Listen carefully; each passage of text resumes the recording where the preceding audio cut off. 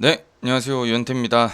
네, 지난번에 한번 업로드를 했었는데 저의 실수가 있었습니다. 뭔가 이 마이크 연결이 잘 안 되는 바람에 소리가 안 들어가서 다시 찍고 있습니다. 똑같은 얘기 하려니까 좀 민망하긴 한데 그래도 빨리 한번 해보도록 하겠습니다. 오히려 또 간추려서 할 수도 있을 것 같아요. 제가 이제 최근에 이제 FC 서울 뭐 리뷰를 안 하겠다 이렇게 말씀드렸었던 적이 있어요. 그 영상으로 물론 어그로 끌기였지만 그렇게 말씀드렸던 이유는 서울의 경기력이 상당히 안정되어 있는 부분이 있다. 왜냐면 제가 생각하기에 큰 비전이 있는 팀들은 경기 승패는 달라질 수 있어요. 이번 경기 지고 다음 경기 지고 뭐 이기고 뭐 이겼다 졌다 이렇게 갈 수 있지만 그래도 그거는 어떤 결과의 문제일 뿐인 거지. 좋은 결과를 낼 가능성이 높아진다라는 거는 달라지지 않는다고 저는 생각하거든요. 그런 의미에서 서울의 경기 리뷰를 안 하겠다 이렇게 말씀드렸던 거였는데 최근에 또 그래도 서울이 성적이 쭉 좋은 상황이니까 뭐 리뷰해 볼 생각이 있었고 그다음에 제가 리뷰를 드릴 때마다 주로 이제 하는 팀들이 있습니다. 뭐 최근에 뭐 경기를 잘하는 팀들이라던가 아니면 대체로 이제 울산이나 전북이나 좀 서울이나 이렇게 좀 큰 팀들 위주로 리뷰를 드리는 경향은 사실 있죠. 근데 이제 제가 균형을 좀 맞춰보고자 가끔가다 이제 한 번씩 꼭 다른 팀들 한 번씩 하는데 최근에 제주 리뷰를 좀 너무 못 드린 것 같아서 그것 때문에 이제 이 경기를 골라서 제가 경기장에도 갔었고 해가지고 그 리뷰를 드리려고 합니다. 저는 이제 이렇게 생각해요. 이 제목이 딱 이번 제가 드리려고 하는 말씀을 정리해주는 어떤 한 마디라고 생각하는데, 저는 이제 전반은, 이번 경기 전반은, 물론 벌써 일주일이나 지났지만, 지난 경기에서의 전반전은 FC 서울이 주도를 했고, 후반전은 제주가 주도한 게 맞다. 근데 그럼에도 불구하고 제주는 후반 득점하지 못했고, 서울은 한 골을 어려운 와중이지만 넣었기 때문에 그래도 서울이 이길 수 있었다고 생각하거든요. 그러니까 예를 들어서 경기력 쪽 측면에서, 그러니까 뭐 득점의 측면이 아니라 경기력 측면에서 보자 그러면 근소하게지만 서울이 이기고 있었다고 저는 생각하거든요. 더 잘했다. 서울이 좀 나았던 것 같아. 이렇게 말씀드릴 수 있어서 저는 뭐 냉정하게 말해서 서울이 3점 따간 게 뭐 그렇게까지 부당한 결과라고 생각이 들지 않거든요. 그래서 그 얘기를 드리려고 해요. 그래서 전반에 주도한 서울은 왜 득점했는데 후반에 그 주도했던 제주는 득점하지 못했을까? 물론 골대를 두 번이나 맞추긴 했으나 그 얘기를 좀 드리려고 합니다. 아무래도 더 좋은 찬스들을 만들어내는 팀들이 득점할 확률이 높을 것이고 그걸 못하는 팀들은 아무래도 득점할 그런 어떤 기회가 줄어들기 마련이니까 그쪽에 대해서 말씀드리려고 하는데 바둑을 불러올까요? 자, 제가 사실 이게 하이라이트도 본지 좀 돼가지고 조금 기억이 덜 나긴 하는데 말씀드리고 싶었던 게 뭐냐면 그러니까 지금 이거를 흰색을 그냥 서울이라고 할게요. 지금 뭐 내려선 상황이라고 해봅시다. 그래서 뭐 이런 식으로 돼 있을 때 지금 최근에 서울의 어떤 그 공격 전개들이 가장 그러니까 좋아진 이유는 제가 봤을 때는 무조건 이 전진하는 패스들이 잘 들어간다는 얘기거든요. 제가 그 얘기 몇 번 드렸던 것 같은데 여기서 여기로도 잘 들어가고요. 이 3번에서 5번으로 들어가는 이런 패스도 깔끔해지고 이렇게 프리가 됐을 때 도는 것들도 미드필더 선수들이 상당히 능숙해졌고 제가 좋다고 생각하는 것들은 이쪽 측면에 일단 나갔을 때 이게 가운데로 들어오는 경우가 많아요. 예전에 FC 서울이라 그러면 U자 빌드업이 워낙 많아져서 이 바깥쪽을 맴도는 경우들이 많았어요.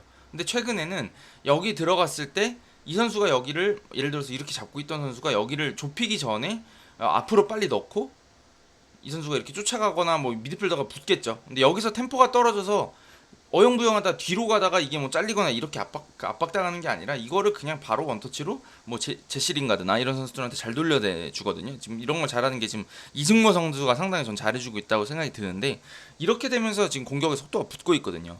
그러면서 여기서 자연스럽게 이렇게 전개가 됐을 때 제가 늘 말씀드리지만 전진 패스를 이렇게 두 선수들이 두 줄로 서고 있는 상황에서 전진 패스 넣는 건 사실상 불가능에 가깝습니다. 이런 데다가 막 쑤셔 넣는 거는. 하지만 이 자리에 딱 들어오게 되면 패스할 공간들이 훨씬 쉬워지죠. 예를 들면은 이 9번 선수가 전진하게 되면은 여기다 바로 스루 패스를 넣을 수도 있는 것이고, 그러니까 이 중요한 부분이 바로 이 수비수하고 이 공격수 사이 여기 어떻게 들어올 것이냐인데 이거를 상당히 서울이 잘 풀어가고 있다라는 얘기를 드리고 싶은 거고 득점 장면도 이런 거에 파생돼서 나왔던 게 그때 이제 루카스 실바가 좀 위치가 애매한 상황이었어요. 근데 본인 마크맨은 있었습니다. 그러니까 뭐 제주는 쓰리백이니까 이렇게 바꿔볼까요? 루카스 실바가 이렇게 있는 상황이었는데 김태현 선수가 마크맨 있는 상황이었는데 이게 측면에서 공이 전개되면서 루카스 실바한테 전개가 됐잖아요. 들어왔잖아요, 패스가. 여기 들어올 때 이탈로가 오는 거를 자연스럽게 아주 능숙하게 돌아서면서 이걸 오른발 본인 슈팅 각도를 잡아놓고 한 번인가 두 번 치고 들어가다가 이제 감아가지고 골이 들어가잖아요. 근데 이 장면에서 또 하나 빼먹어서는 안 될 게, 여기서 이제 강성진 선수가 이쪽 측면에 공을 잡고 있을 때 이 뒤로 파고들었단 말이에요.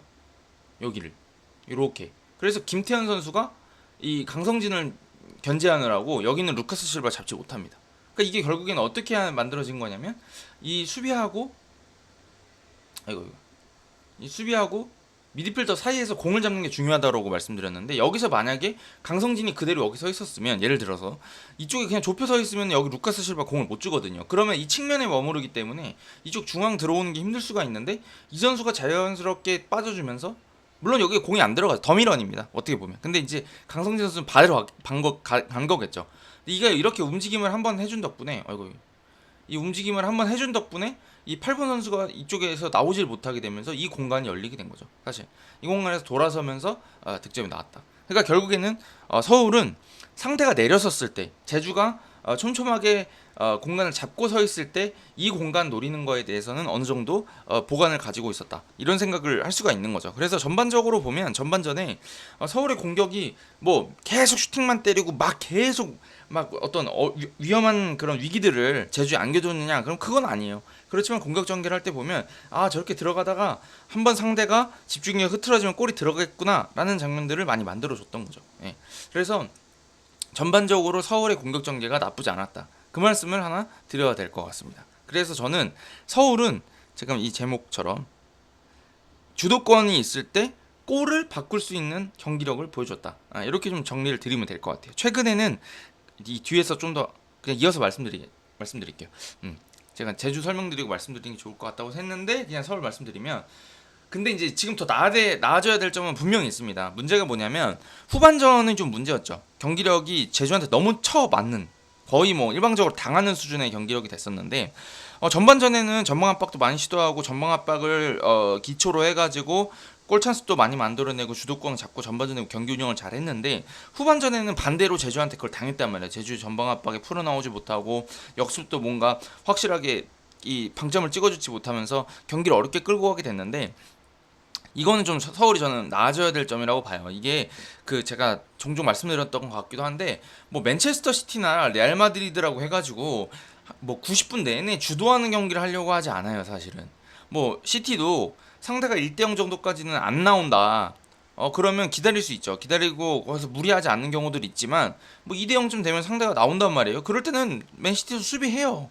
수비하다가 어떻게 하냐면, 상대가 아무래도 시티보다는 공격을 못하니까 날카롭게 공격을 못할 거 아닙니까? 그걸 딱 끊은 다음에, 그 다음에 치고 들어가가지고 상대한테 역습을 하나 두 개씩 그냥 쉽게 넣으면서 경기를 5대0, 6대0 만들고 그냥 편하게 가는 거거든요. 한 3대0, 4대0 되면은 후보 선수들 대거 투입해가지고 체력 안배하고 이 후보 선수들도 경기력 끌어올리고 그렇게 쓴단 말이에요. 근데 서울은 이번 경기에서도 물론 교체를 이렇게 저렇게 많이 쓰면서 안배를 하긴 했지만, 경기가 계속 90분까지 긴장감을 놓칠 수 없었죠. 물론 재미는 있어요. 그런 게 제3자가 보긴 재밌지만, 또 홈팬들께서는, 진짜 서울 팬들께서는 크게 이기는 게 보고 싶으실 거고, 또 선수들 입장에서도 조금 편하게 가는 게 좋잖아요. 그러려고 그러면 수비를 잘 버틴 건 좋다, 근데 역습을 잘해야 된다는 얘기 꼭 드리고 싶은 겁니다. 후반전 막판에 강현무 세이브도 있었고 골대가 도와준 것도 하나 있었잖아요. 그런 것들을 없애려고 그러면 역습으로 그냥 애초에 2대0, 3대0, 4대0 가버리면 상대 길을 꺾을 수가 있거든요. 근데 지금 서울이 안 되고 있는 게 저는 역습 장면입니다. 후반 초반에 아마 강성진 선수하고 조영욱하고 일류첸코 같이 뛰어 들어가다가 나중에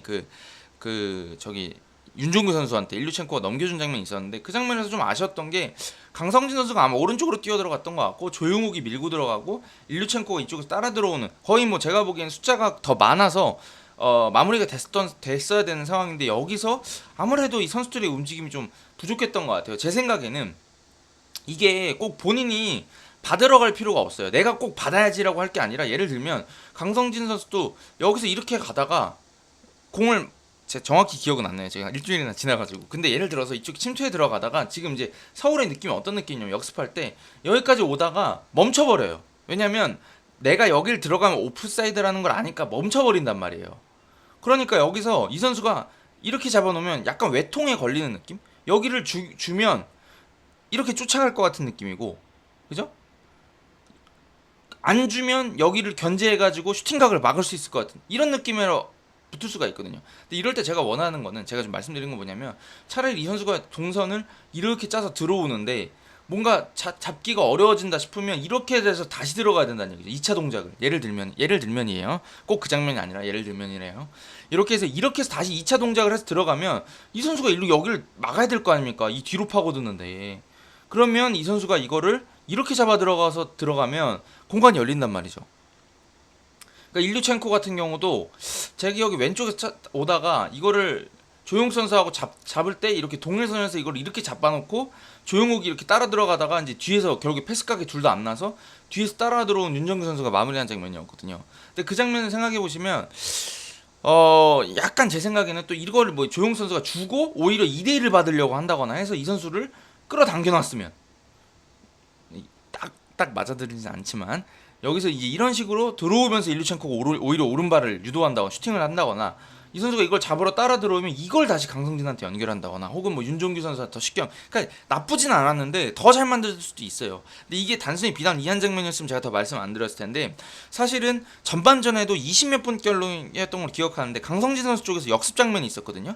그 장면도 밀고 들어가는 장면은 괜찮은데 아무래도 선수들이 그냥 측면에 배치만 돼 있을 뿐이지 확실히 상대를 타격할 수 있는 움직임을 하지 못하다 보니까 거기서 뭔가 패스가 깔끔하게 안 나오는 장면이 있었고 후반 그 조용욱 선수에서 강성진 선수 넘어가고 그걸 강성진 선수가 다시 꺾어준 장면이 있었는데 그 장면에서 선택이 저는 봤을 때 조용욱 선수가 강성진 주는 게 아니라 왼발로 그 오른발이었으면 좀 잘렸을 것 같고 왼발로 링가드를 줬으면 어땠을까라는 생각이 들기도 하고요. 후반전에 또 그 장면도 있었어요. 여기서 이승무 선수가 이쪽 측면에서 딱 수비 태클 들어오는 거를 딱 뚫고 들어와가지고 크로스하다 걸린 장면이 있었잖아요. 근데 그 장면도 제 생각에는 좀 약간 이 태클이 좋아서 걸릴 수도 있겠다라는 생각이 들어서 그 판단 자체가 100% 틀렸다고 말은 못하겠는데 차라리 여기서 이걸 앞에 있던 강주혁 선수가 거의 앞서 있었거든요. 동일선에서. 그럼 차라리 이걸 드리블 쳐서 제끼고 들어갈 게 아니라 차라리 이거를 강주혁한테 그냥 줘버리고 길게 워낙 빠르니까 그럼 이게 달려 들어가고 여기 쫓아갈 거 아닙니까? 근데 이 선수는 아까 태클하다 너무 자빠져 있잖아요. 그러니까 이거를 이승모가 이쪽으로 들어가면서 오히려 이렇게 당겨놓고 이거를 본인이 컷백을 먹었으면 오히려 더 좋죠. 근데 이거를 본인이 드리블 돌파해서 들어가다 보니까 여기서 좀 오히려 이제 슈팅 각도를 내기가 더 어려워지는 상황이 아니었나라는 생각이 들어요. 그러니까 제가 말씀드리고 싶은 거는 이 선수들이 공이 없을 때 어떻게 더 세밀하게 움직여서 상대를 더 곤란하게 빠뜨릴까 해서 본인들이 어떻게 더 치명적인 기회를 만들어낼 것인가에 대해서 조금 더 완성도를 높여가면 좋지 않을까라는 생각이 듭니다. 근데 이거는 이런 식으로 상대를 잘 위협해야지 제주 선수들도 더 맘 놓고 전방 압박을 못하게 되고 이 뒤를 아무래도 신경 써야 되니까 그럼 라인이 낮아지고 그러다 보면 중앙에 그 공간이 조금이라도 헐거워지고 그런 볼을 돌릴 수 있게 되는 그런 어떤 여러 가지 효과를 주거든요, 사실. 그러니까 단순히 뭐 후방에서 못 풀어나왔다라고 할 게 아니라 역습이 날카롭지 않으니까 제주도 맘 놓고 막 누르는 거죠. 일단 모르겠다, 지고 있으니까 눌러야 되겠다 하는데 아무래도 수비 선수들도 역습에서 자꾸 허용하면 이게 불안해지니까 맘대로 못 올라오는데 지금 그게 이제 안 됐던 경기였다는 생각이 듭니다. 그러니까 밸런스가 조금 너무 뒤에 있게 되는 그런 문제가 발생했던 거죠. 다만 김기두 감독님이 그 얘기를 하셨거든요. 인터뷰 때 제가 확인한 걸로는.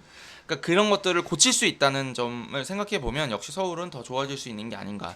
왜냐면 지도자가 그걸 인식하고 있으니까. 그래서 서울에는 잘한 경기였고 잘 버틴 경기였고 이런 경기를 이기는 게 강팀의 어떤 자격이지만 그에 더해서 이거보다는 조금 더 쉬운 승리를 거둘 수도 있는 경기가 아니었을까라는 생각이 드는 경기였습니다. 그래서 더 나아져야 된다, 이 얘기를 드리고 싶은 거죠. 네. 그럼 서울 리뷰는 여기까지 말씀드리고 이제 제가 조금 더 리뷰를 하고 싶었던 최근에 이제 경기력을 두고 이제 제주 얘기를 한번 드려보도록 하겠습니다. 제주 같은 경우는 저는 그렇게 생각해요. 어떤 팀이든 잡을 수 있는 팀, 하지만 어떤 팀한테도 질 수 있는 팀. 그러니까 이게 좀 제가 예전에 아마 김상식 감독님 계실 때 전북을 이렇게 표현했던 것 같은데 이렇게 말씀드리는 이유는 사실 있어요. 왜냐면 제주가 진짜 까다로운 팀이에요. 예전에 울산도 잡고 그랬잖아요. 얼마 전에도. 물론 이제 홍 감독님 안 계실 때긴 했는데 나가신 다음이긴 했는데 이렇게 말씀드리는 이유가 뭐냐면 제주는 진짜 늪축구 같은 팀이에요. 너무 끈끈하고 많이 뛰고 끈적끈적해서 어떤 팀도 제주를 상대로, 물론 강원이 이제 시원하게 이긴 적이 있긴 하지만 제주를 상대로 막 쉽게 득점할 수 있는 팀은 아닙니다. 근데 제주도 그러니까 그렇게 강력하게 밀어붙여서 주도권을 잡을 수 있다는 점은 제주한테 나름대로 강점인데, 그거를 골로 바꾸지 못하는 게 문제인 거죠. 그리고 그게 예를 들어 전반전에, 이번 경기에서 전반전에 카이나 선수가 높은 위치에서 최준 선수 그 공을 뺏어서 그 슈팅으로, 아주 날카로운 슈팅으로 연결한 장면이 있었고, 그런 장면들이 후반에도 몇 번 나왔습니다. 그래서 그 제 기억에는 이쪽에서, 지금 이제 빨간색을 다시 서울이라고 할게요. 그래서 이쪽에서 공 뺏어가지고 김태현 선수가 뺐었던 걸로 기억하는데, 이거 남태희, 유리, 남태희 이렇게 연결된 장면도 있었던 걸로 기억하거든요. 그런 식으로 전방 압박으로 상대를 곤란에 빠뜨리는 걸 굉장히 잘하는 팀입니다. 근데 이게 아시겠지만 전방 압박을 하는 팀이라고 하는 거, 그게 이제 좋은 플랜 A가 될 수는 있습니다. 플랜 A가 될 수 있어요. 높은 위치에서 끊어서 그걸 바로 슛 카운터로 치겠다, 이게 좋은 플랜 A가 될 수 있는데, 예를 들면 이렇게 되면 어떨까요? 여기서 뺏은 다음에 돌리려고 하다가 뺏기는 거잖아요. 근데 이걸 안 하고 그냥 뻥 차버려요. 그러면 이 선수들이 내려가서 주도권을 잡긴 해요. 근데 여기서부터 공을 다시 만들어야 될 거 아닙니까? 그러면 공격을 다시 만들기 시작했을 때 결국에는 슛 카운터를 치는 그 전방 압박을 하고 싶으면 최소한 이 위치엔 들어와야 본인들이 슛 카운터를 치는 거지. 애초에 여기서 이쪽에 투입을 못하고 그냥 롱패스만 뻥뻥 차대고 있으면 여기서 사실은 슛 카운터 치는 게 쉽진 않을 수가 있잖아요. 본인들도 위협적인 공격을 해야 하니까. 그러니까 이게 U자 빌드업이 줄어들어야 된다는 얘기인데, 사실은 제가 보기에 제주가 그렇게까지 U자 빌드업을 안 하는 팀이냐라고 하면 그게 좀 저는 잘 모르겠다는 느낌이 들어요. 좀 많아요, U자 빌드업이. 그래서 하이라이트만 돌려보시면 제주가 찬스를 꽤 많이 만드는 것 같고 좋은 찬스를 만드는 것 같은데, 주도권을 40분 잡고 있는데 하이라이트에 나오는 장면이 한 3, 4개밖에 안 된다 라고 한다 그러면 제주의 공격이 부진하다, 이렇게 설명을 드리는 게 전 맞다고 생각하거든요. 근데 이번 경기도 좀 그랬던 경기가 아닌가라는 생각이 들어요. 너무 후방이나 측면에서 돌리는 시간이 많았다. 그래서 공을 낭비하고 나니까 본인들이 잘하는 걸로 전방 압박 시도해가지고 결국에는 서울이 공격 못하게 나오는 거를 제어하는 것까지는 성공했다. 근데 제어한 다음에 다시 공격을 만들 수 있냐?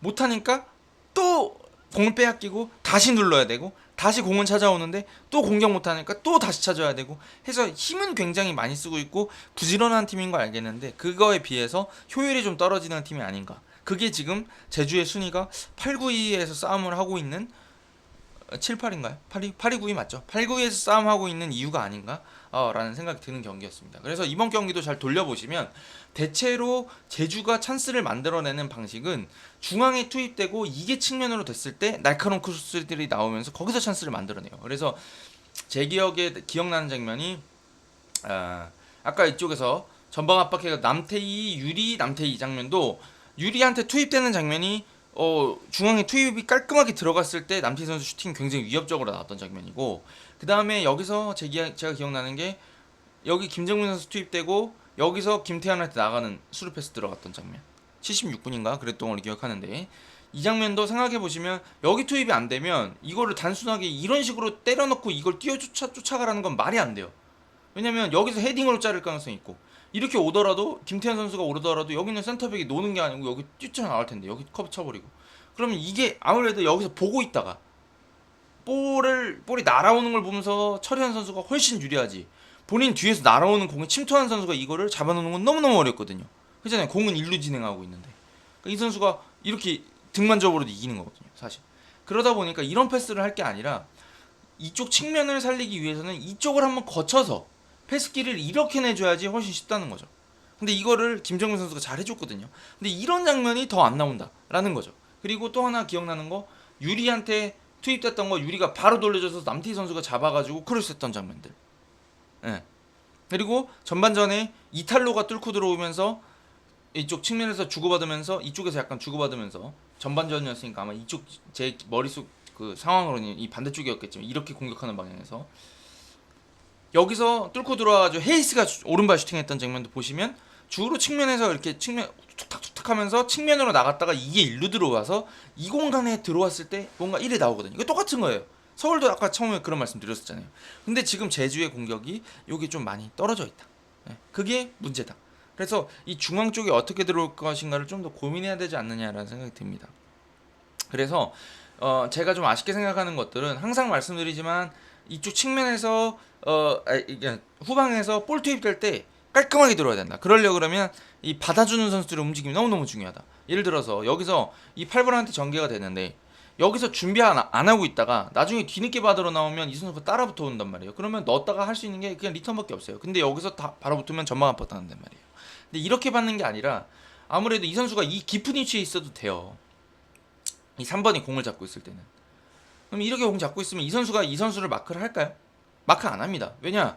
이거는 3번 마크라고 생각해요. 본인은 여기 지역을 지키는 사람이라고 생각하니까. 그럴 때는 차라리 이 뒤에 숨어 있다가 여기서 일이 공이 이쯤 나왔을 때 이 선수가 순간적으로 속도 변화점에서 탁 튀어나오는 거죠. 그럼 이게 반응할까요? 자기 머리 뒤에서 오는데? 반응 못하죠. 그럴 때 이거에 딱 들어올 때 이게 원터치로 딱 들어간다. 그러면 잡아놓습니다. 이 위치에 딱 잡습니다. 이동해 오면서. 그러면 여기서 본인 뒤에 마크 없는 거니까 탁 돌아버리거나 반만 하프턴 해가지고 반만 탁 돌아가지고 이쪽 측면을 바라본다 그러면 이 선수는 이미 늦었어요. 붙긴 하겠지.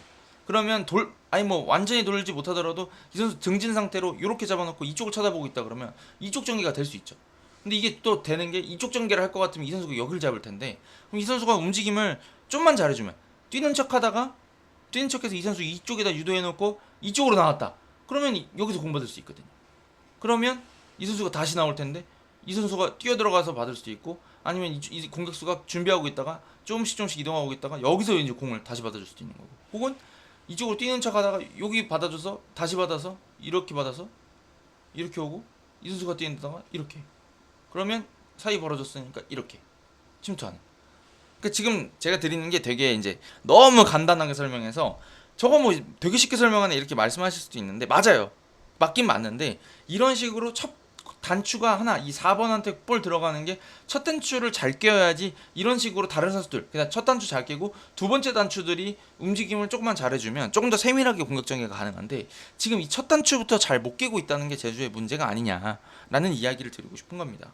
그래서 주도권도 잘 잡고 잘하는 팀 상대로 끈끈하게 수비해가지고 만만치 않은 팀인 건 알겠다. 하지만 제주가 조금 더 성적을 올리기 위해서는 본인들이 그렇게 전방 압박으로 주도권을 가지고 손에 틀어 쥐었을 때 이거를 어떻게 제가 지금 이 제목에 해놓은 것처럼 어떻게 골로 바꿀 것이냐 그거에 대해서 고민을 좀 더 해야 되는 게 아닌가라는 생각이 듭니다.